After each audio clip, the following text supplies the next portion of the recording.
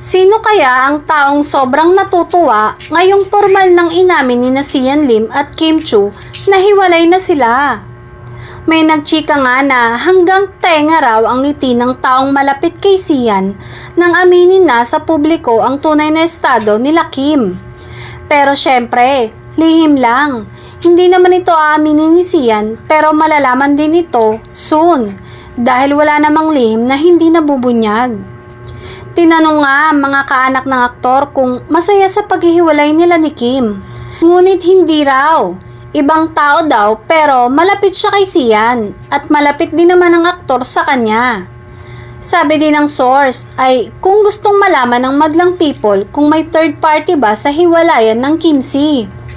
Wait mo na lang kung ano ang sagot. Soon. Natatawang sabi nito. Sa madaling salita, hindi sa parte ni Kim ang sinasabing may third party, kundi sa panig ni Sian.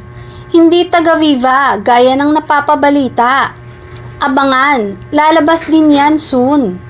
Ito na nga kaya yung sinasabi ni Christopher Min na kapag nagsalita si Kim tungkol sa tunay na rason ng paghihiwalay nila ni Sian, ay delikado ang karera ng aktor.